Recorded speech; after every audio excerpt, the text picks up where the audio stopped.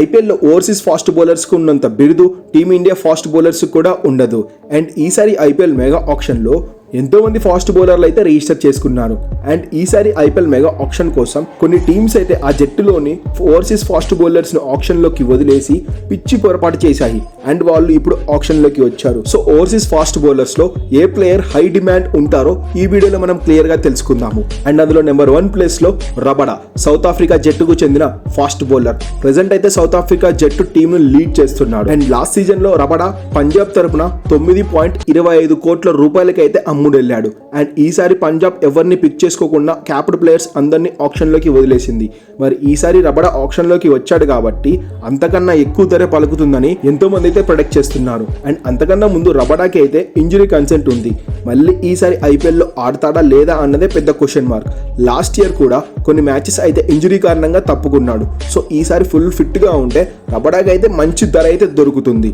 And number 2 Mitchell Starc. ఇప్పటి వరకు IPL హిస్టరీలోనే 24,75,00,000 పలికిన ఏకైక ఆటగాడు, all time high price. Last year అయితే స్టార్క్ ను కేకేఆర్ పిక్ చేసుకుంది. కానీ ఈసారి ఆక్షన్ లో భాగంగా కేకేఆర్ అయితే ఆక్షన్ లోకి వదిలేసింది. ఎంతో ఎక్స్పెక్టేషన్స్ తో లాస్ట్ ఇయర్ అయితే టీమ్ లోకి తీసుకున్నారు. కానీ అంత ఒరిగిందేమీ లేదు.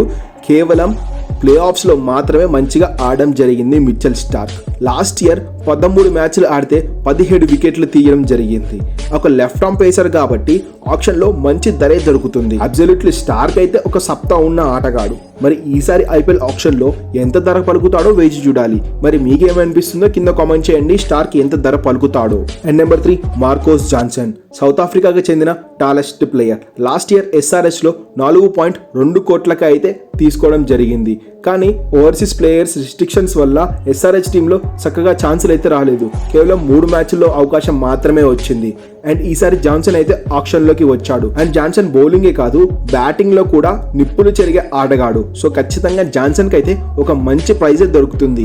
ఈసారి ఎస్ఆర్హెచ్ మళ్ళీ తిరిగి తీసుకుంటుందా లేదా అన్న విషయం పైన వేచి చూడాలి. కానీ వేరే జట్లు అయితే జాన్సన్ కోసం బాగా పోటీ పడతాయి. సౌత్ ఆఫ్రికా వర్సెస్ ఇండియాతో జరుగుతున్న మ్యాచ్ లో జాన్సన్ అయితే తన మెరుపులు ప్రదర్శిస్తున్నాడు. సో ఖచ్చితంగా అందరి కన్ను అయితే జాన్సన్ మీద కూడా ఉంటుంది. Number 4 James Anderson. 42 ఏళ్ల వయసులో ఐపీఎల్ లో డెబ్యూ ఇచ్చాడు. ఈ ఏజ్ లో ఐపీఎల్ నుంచి అందరూ రిటైర్ అవుతుంటే ఆండర్సన్ చాలా డిఫరెంట్ గా ఐపీఎల్ లోకి ఎంట్రీ ఇచ్చాడు. అది కూడా 1,25,00,000 రూపాయల బేస్ ప్రైస్ తో ఆప్షన్ లోకి వచ్చాడు. కానీ ఖచ్చితంగా జేమ్స్ ఆండర్సన్ కి 15 కోట్లకు పైగా ఎక్కువ ధర పలుకుతుంది. ఎందుకంటే తన బౌలింగ్ గురించి ఎక్కువగా చెప్పక్కర్లేదనుకుంటా. కానీ ఏ టీం దక్కించుకుంటుందో వేచి చూడాలి. Number 5 Trent Boult. గత కొన్ని సీజన్ నుంచి ఆర్ఆర్ ఫేస్ బౌలింగ్ భారాన్ని మోస్తున్నాడు. అండ్ అంతకు ముందు ఎంఐలో ఉండేవాడు. ఎంఐ బోల్ట్ని వదిలేసిన తర్వాత ఎంఐ బోల్ట్ని ఎంతో మిస్ అయిందో ప్రత్యేకంగా చెప్పక్కర్లేదు అనుకుంటా ఎంఐ ఫ్యాన్స్కి. అండ్ ఇప్పుడు ఆర్ఆర్ అనవసరంగా బోల్ట్ని వదిలేసింది. ఎందుకంటే అపోనెంట్ బ్యాట్స్మెన్స్ని పవర్ ప్లేలో చక్కగా వికెట్లు తీసి పేక మెడల్లా కూల్చే సత్తా బోల్ట్ సొంతం. అలాంటి బోల్ట్ను రాజస్థాన్ రాయల్స్ ఎలా వదులుకుందో అస్సలు అర్థం కావట్లేదు. చాలా మంది అయితే ఎంతో సర్ప్రైజ్ అయ్యారు. కానీ ఈసారి బోల్ట్కి ఆప్షన్లో ఒక మంచి ధర ఖచ్చితంగా లభించబోతుందని మనకు అర్థమవుతుంది. సో మరి గైస్, ఈ టాప్ 5 ఆటగాళ్లలో ఏ ప్లేయర్ ఎక్కువ ధర పలుకుతాడో కింద కామెంట్ చేసి చెప్పండి. అండ్ ఈ వీడియో మీకు నచ్చినట్లయితే ఒక లైక్ చేయండి. ఇలాంటి ఇంట్రెస్టింగ్ ఐపీఎల్ అప్డేట్స్ కోసం మన ఛానల్ను సబ్స్క్రైబ్ చేయడం మాత్రం మర్చిపోకండి. Thanks for watching our video.